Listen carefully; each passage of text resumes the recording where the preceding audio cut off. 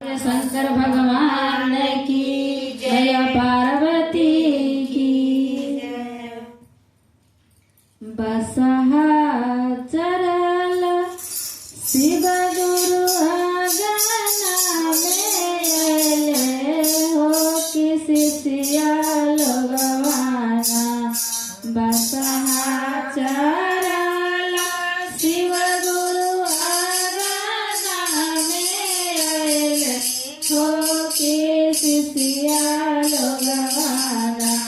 गुरु के छुआले चरनिया हो के सियाल गवाना। गुरु के छुआले चरनिया हो के सियाल गवाना।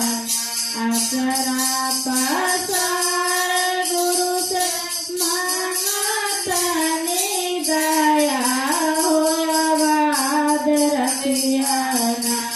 आसरा पासार गुरु से मांगतनी दया हो आबाद रखियाना। हमारा पियावा के उमरिया हो आबाद रखियाना।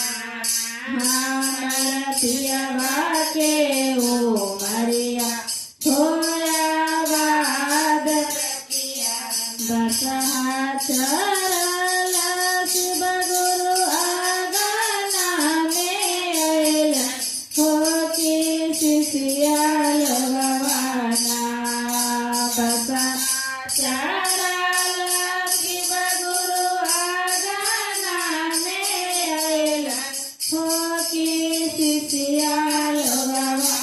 गुरु के छुआले चरनिया हो किसी सियाल गवाना। गुरु के छुआले चरनिया हो किसी सियाल गवाना। आसरा पासार गुरु से मांगतनी दया हो आबाद रखियाना। आसरा पासार गुरु से मांगतनी दया हो आबाद रखियाना। हमारा बेटा बापो तोहिया हो आबाद रखियाना। हमारा बेटा बापो तोहिया हो आबाद रखियाना। बसहा चरल शिव गुरु आगना में हो किसी सियाल गवाना। बसहा चरल शिव गुरु आगना में हो किसी सियाल गवाना। गुरु के छुआले चरनिया हो किसी सियाल गवाना। गुरु के छुआले चरनिया हो किसी सियाल गवाना।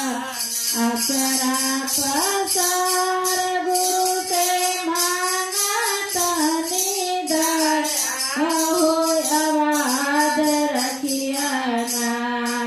आसरा